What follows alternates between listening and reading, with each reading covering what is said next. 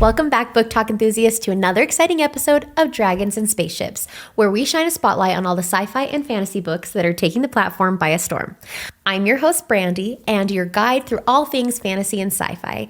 Today's episode is a special one because we are diving into the captivating world of Shadow of a King, a brilliant fantasy novel by Darrell J. Pursiful. This book has been turning heads since its release. And here's the kicker. I had the pleasure of chatting with the author himself for an exclusive interview. We'll hear about his inspiration, world-building process, and what's coming next in the Caretaker trilogy. So stick around for that. It's a conversation you don't want to miss. But first, I want to highlight a trending book in the world of sci-fi and fantasy. This week, everyone's buzzing about The Deep Sky by Yumi Kitase. The Deep Sky is a gripping sci-fi thriller that follows a crew of astronauts on a mission to colonize a new planet. But when a mysterious explosion rocks their ship and tensions rise, it's clear there's a saboteur on board.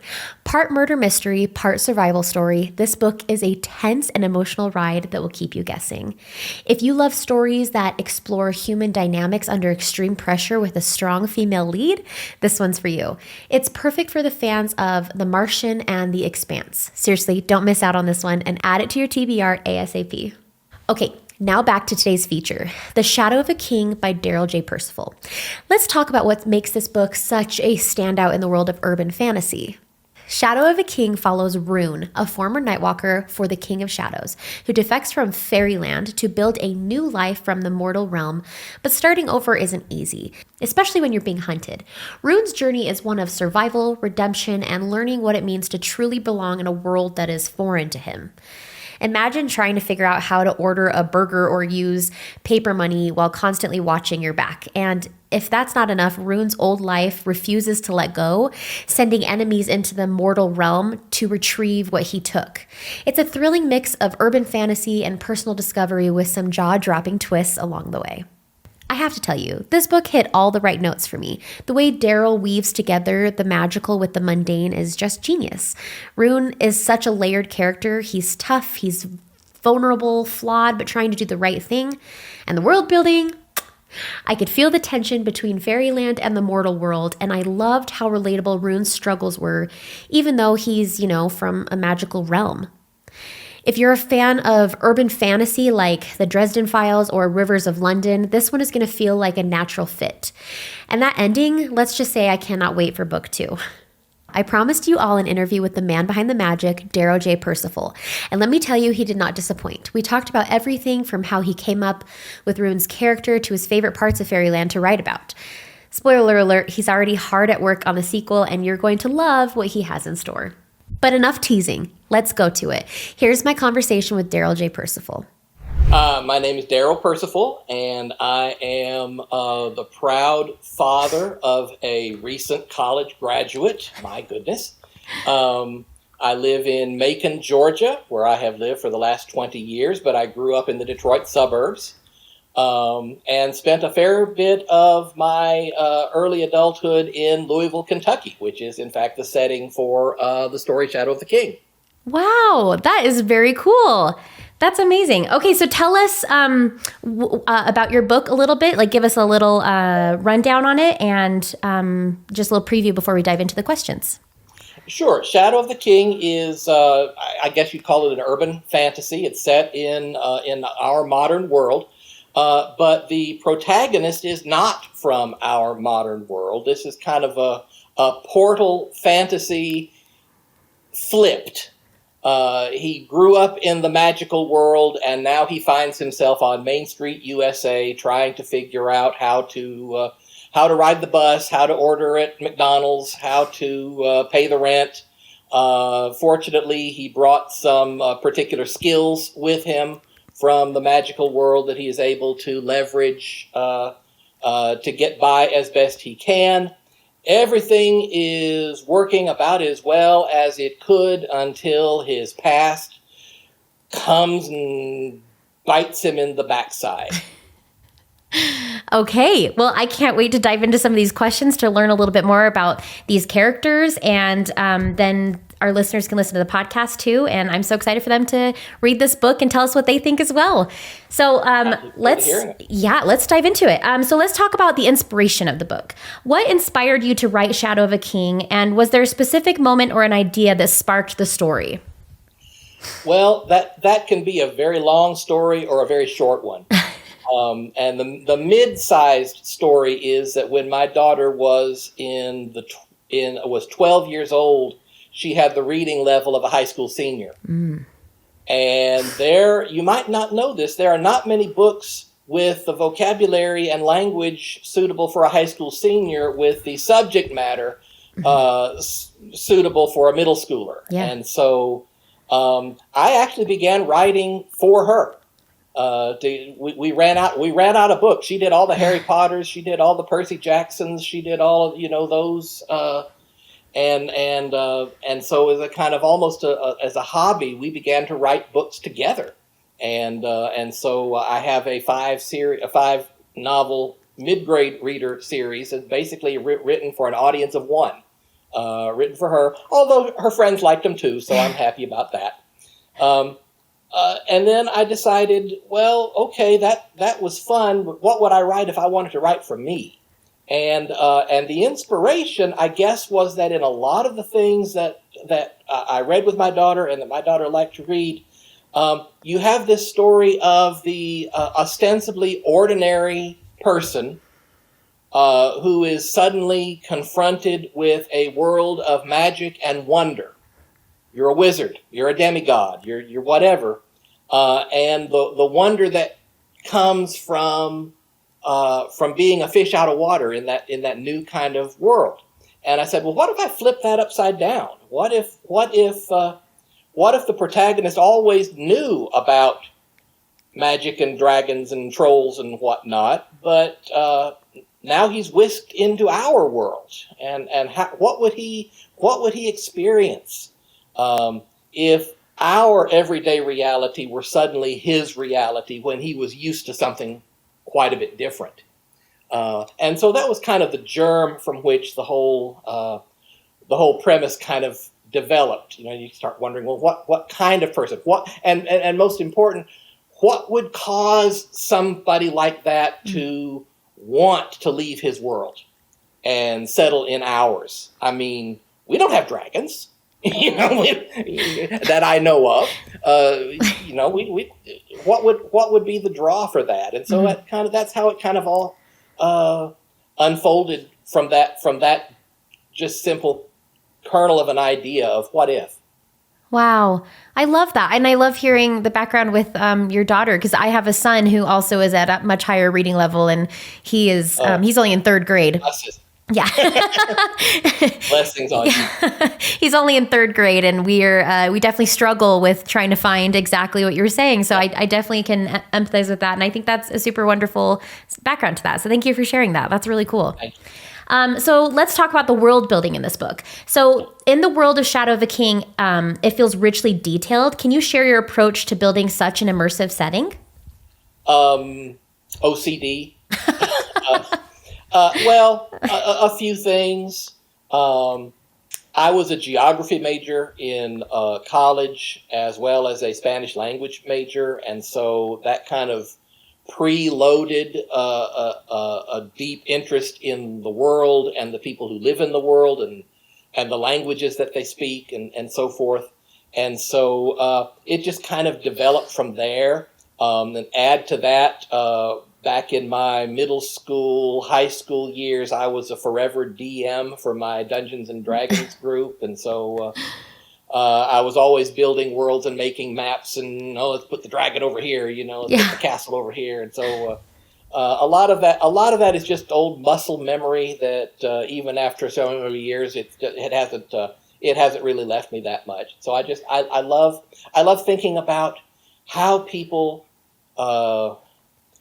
make their living, how people, their customs, their traditions.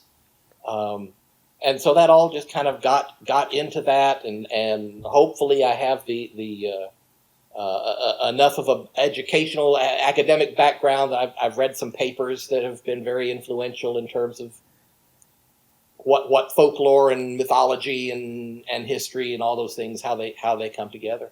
Wow, how cool! That's really cool to hear that. Whoops, sorry, I lost my page. Okay, there it is. Sorry. That is really cool to hear how all of that went for you and being with the Dungeons and Dragons. I feel like that's a common theme with this podcast. So yeah, with this world. So that's really cool. I kind of found it in the name of the podcast. Yeah. most of the authors I've talked to, it's rounded back to that somehow, and I love it. Yeah. Wonderful. Let's talk about the themes. What central themes or messages do you hope readers take away from Shadow of a King? I would love it if readers came away with the hope that they can belong somewhere. That, of course, is central to my protagonist, Rune, and his experience of he doesn't feel like he belongs anywhere. Right. He didn't belong in the world that he left, and he's struggling to feel like he belongs in the world that he's landed in.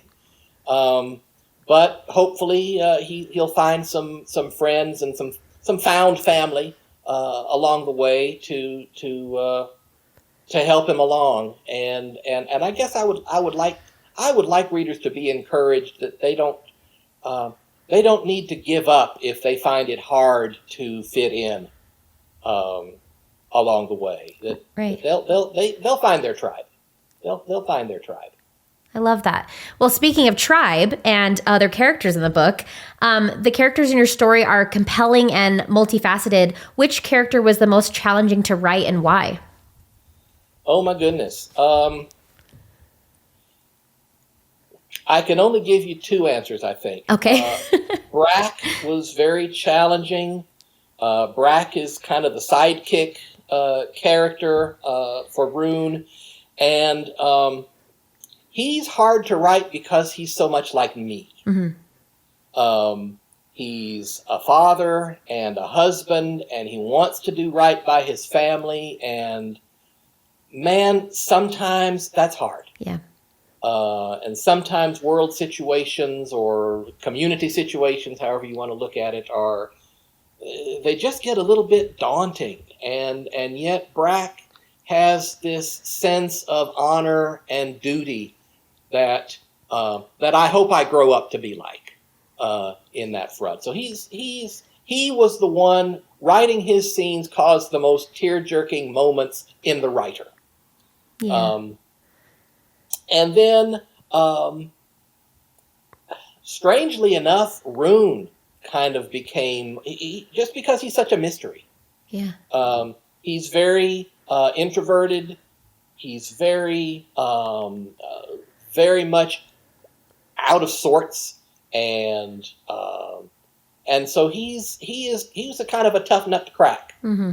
I hope I have made him relatable, but at the same, he has a wry sense of humor that I love. That's where I snuck myself in to him, I think, in a little bit. But he's also someone who's very, very self-conscious about not belonging.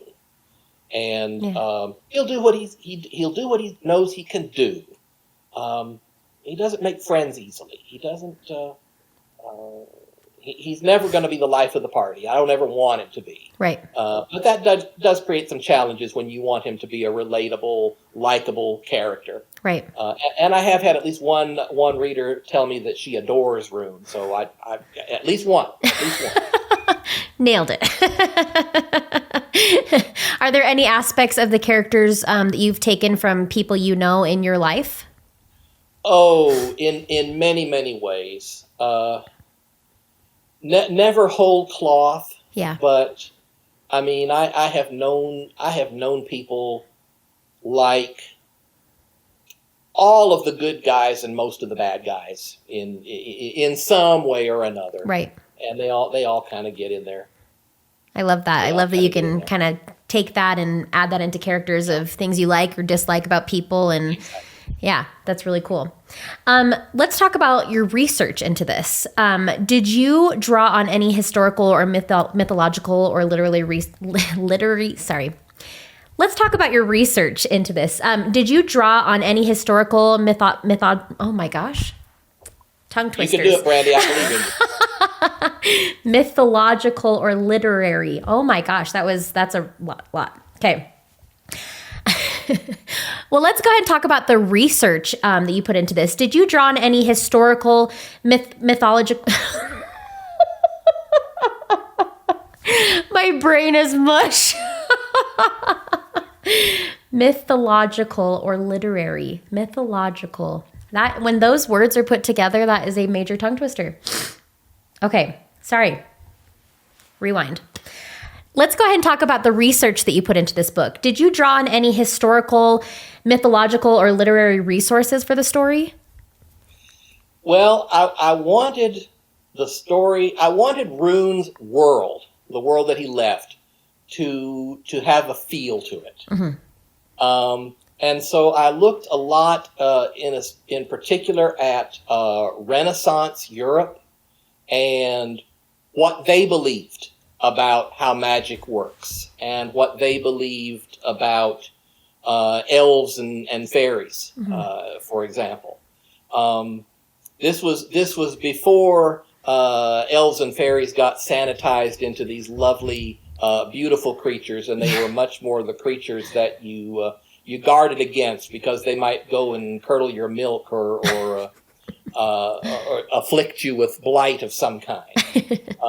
And so I did a little bit of research into that. Mm-hmm. I actually found a wonderful doctoral dissertation from the University of Glasgow about elves in Anglo-Saxon England that kind of laid out, he really did my work for me. He laid out that, first of all, in early England, elves were human-sized. They weren't these tiny creatures.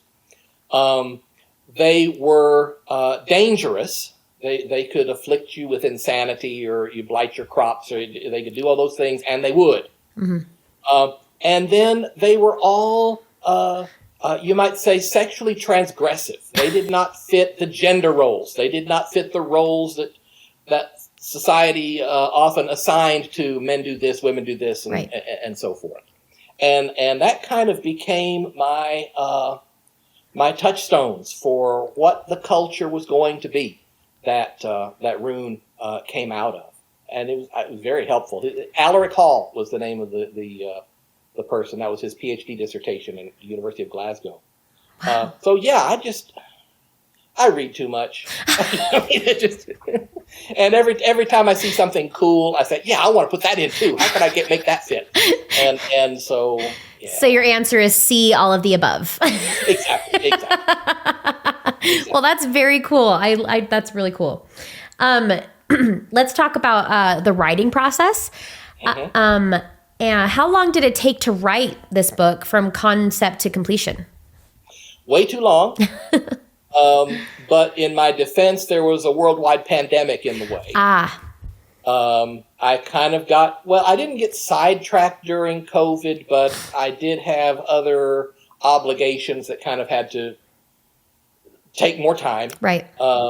So I would say probably in the neighborhood of 5 years. Wow. Until I could get it out. Now, the good news is this is book 1 of a trilogy, and book 2 is already back from my editor. Wow. So yay for that. And book 3 is about a third of the way through the rough draft. Oh my goodness. Congratulations. So see, if I don't have a global catastrophe, it's much quicker. I can do all right. All right, there you go. Do you have a potential release date for your second book? It'll be sometime early next year, I'm hoping. It's certainly before. I think I would love for it to be available by April of next year. Okay. I don't know if that's realistic or not. Sure. Shadow of the King was set. The big final confrontation was on Halloween, and I was able to get it released on October 1st. The next one, the big confrontation, it has to do with the Kentucky Derby, which is the first Saturday in May. And so I would love for it to be out by the early April. that's a wish. Yeah, That sure. is not a contractual obligation that I'm placing on myself. It's a manifestation. I'll manifest it with you. Wow, how fun. Well, I hope that it goes out when you want it to. So let's talk about the editing. How did the book evolve during the editing process, and were there any major changes from the first draft? I don't know if there were any major changes. I always kind of knew where it needed to start with Rune entering this new world of us. And I always kind of knew where it needed to end as far as where I wanted the big confrontation showdown to take place. And I knew some of the things that needed to happen in the middle. There were lots of cool things that I just could not find room for. Yeah. I wanted to have a scene at the Louisville Zoo that did not work. I wanted so badly for Rune to face off against like a lion or something, but it did not. It could not find a legitimate reason to put it in there. Actually the one thing that maybe did. It changed about halfway through the book. I realized where the ending was actually going. Not just where the big confrontation was going to take place, but what the stakes of the big confrontation were going to be. That was me. Rune finally revealed enough of himself to me that I realized, oh yeah, that's what he's going to do, isn't it? Yeah, that's a stupid idea, isn't it? Yep, he's going to do it, isn't he? Yep. Wow. That's amazing. Well, let's talk about, do you have any specific writing rituals or habits that helped you complete this book? You know, the only real writing ritual that ever worked for me is to sit down and do something. And just do it. Yeah. I don't have a particular place. I don't have a particular time. But I try to carve out time that I can and just sit down and do something.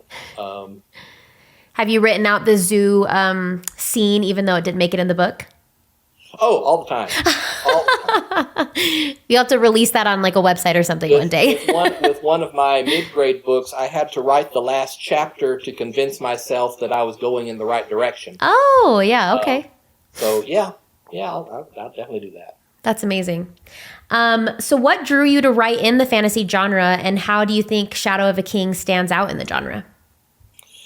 Well, go back to my previous answer about being a forever DM. Right. You know, fantasy was something that I and all of my friends were very much into way back in the late Bronze Age when we were all in middle school and high school. And my daughter picked it up, and I think for the very same reasons. It's just a fascinating mental exercise. Yeah. To what if the world were different in this way, and see to play that out, and so I guess there's just a natural appeal to me of worlds of wonder, you know, endless possibilities, big part, and Star Trek, and you know all of those things. Yeah. Well, that's really cool. And how do you think the Shadow of a King stands out in the genre? I would like to think that it stands out. I will not say that there are no cliches in Shadow of the King. In fact, in some ways, I went whole hog with the cliches. I have described Shadow of the King as what happens when a player escapes from a really bad Dungeons and Dragons game. Because you got all of evil overlords, we got them. You know, elves, dwarves, all of those things, we got them. But I think I have done creative, interesting things with those tropes. Yeah. I think I would like for it to stand out because it is something geared toward adults, but it's something that I would not be afraid for a younger reader to pick up. Okay. you sometimes hear the term clean fantasy or clean fiction. I'm not sure I like that term. I think there's maybe some baggage there as far as what may or may not be present in the book, Sure. or what may or may not be in the heart and the mind of the writer. So there's a little bit of cussing. Okay, there's a little bit of shady stuff going on, but I would also, the word I like to use is uplifting. I hope that I've written an uplifting novel that that would help people to see the better parts of themselves. Yeah. I love that. And you know what? A little bit of swearing is also a good thing. Yeah, right. Awesome. Well, who are your biggest literary influences and how have they shaped your writing? I have to, at this moment, I mean, it changes. Mm-hmm. I just finished reading, and I'm going to forget the name, the Brian McClellan's debut novel, The Promise of Blood, the Flintlock fantasy. And so I thought he was wonderful. Yeah. And I just picked up, because my daughter gave it to me for a birthday present, an old Ursula K. Le Guin novel. And I'm sure that one, as soon as I get more than a chapter into it, is going to be, that's who I want to be. But I guess I always have a soft spot for Jim Butcher. Okay, yeah. I love the way he writes characters. Mm-hmm. I love the way that you believe that those people are real, even when they're casting fireballs and doing all that nonsense. That would be a big one. Yeah. I mean, I just adore Rick Riordan for many of the same reasons. Mm-hmm. Geared a little younger than I write at the moment, right? But writes so well, and really you believe that those characters are real people when you read what he writes. I love that. It sounds like you're very much, you just are like a sponge. You soak up all of these different aspects. No, yeah, it probably am. No, but that's not a bad thing. That's great. So let's talk about some feedback that you've gotten. What has been the most surprising or memorable feedback that you've received from readers so far? Well, that single line, "I adore Rune," just made my day. Yeah.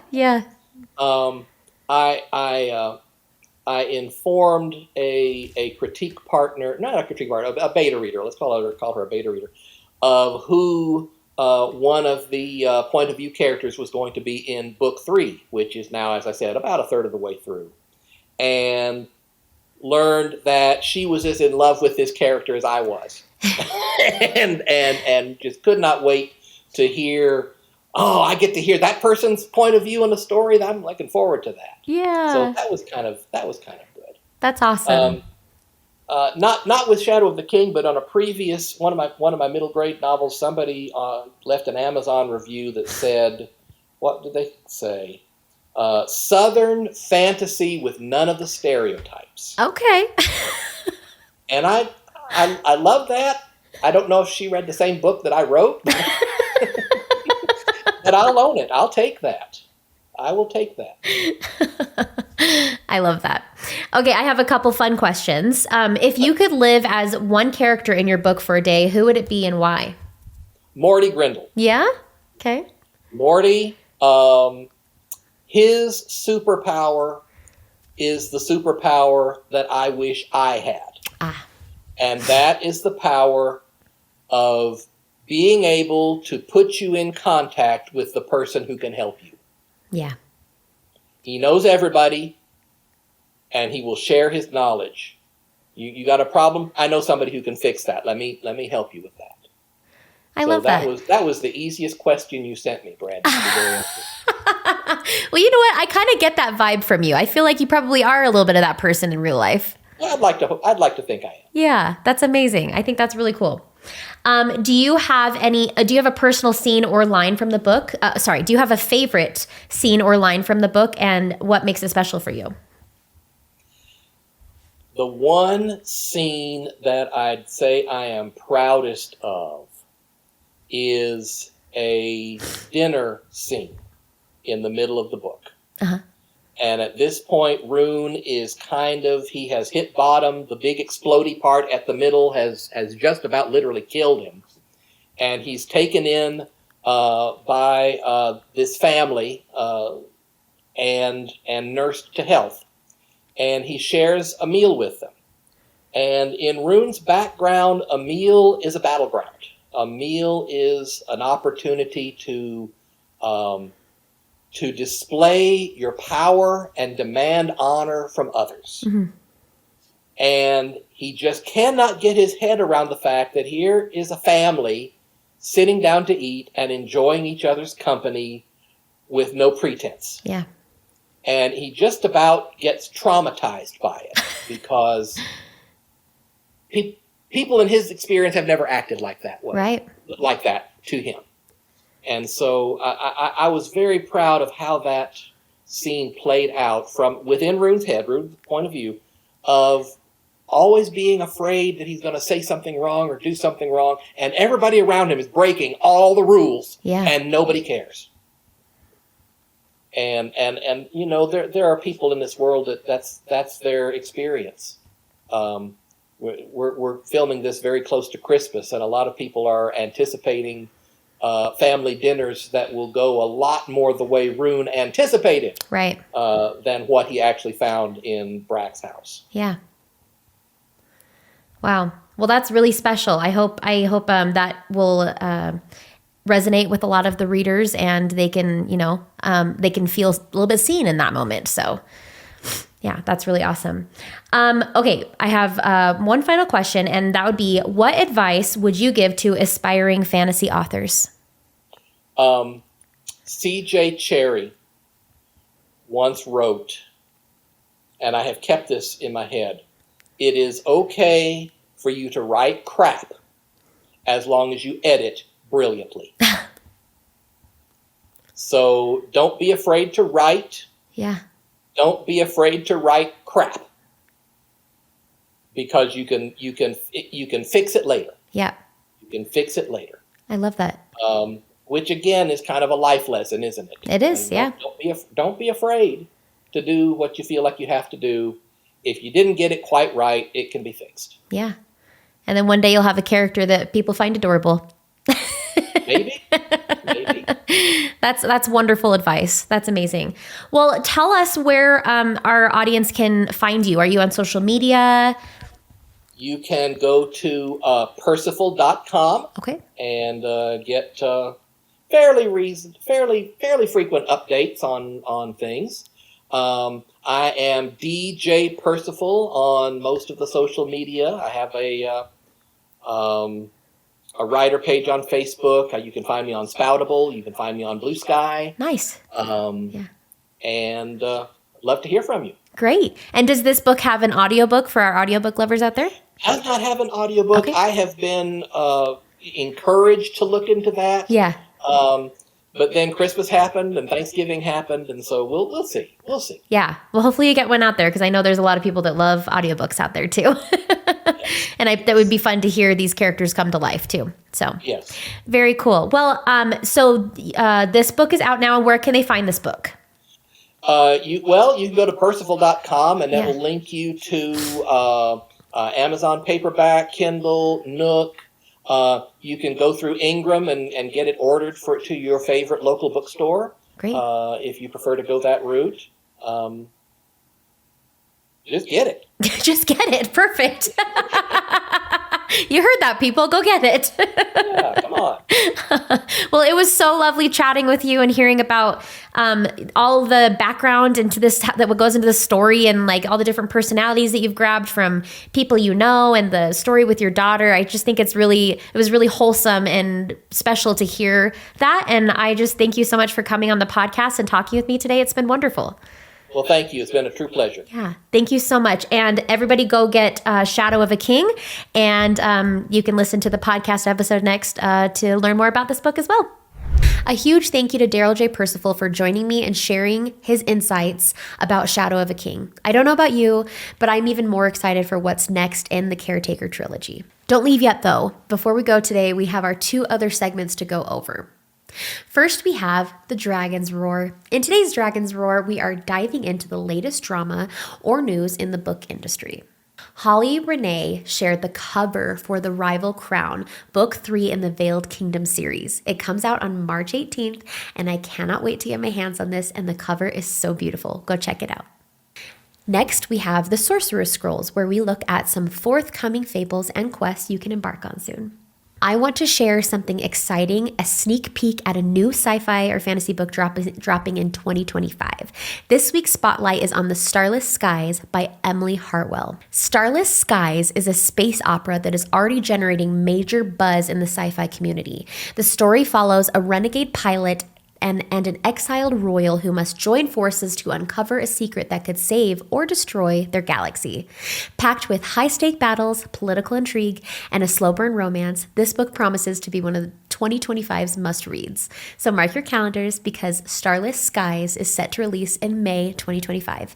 It's perfect for the fans of Dune and Aurora Rising.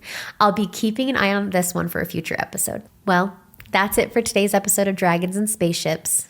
So thank you for joining me on this deep dive into Shadow of a King by Darrell J. Pursiful. If you've read the book, I'd love to hear your thoughts.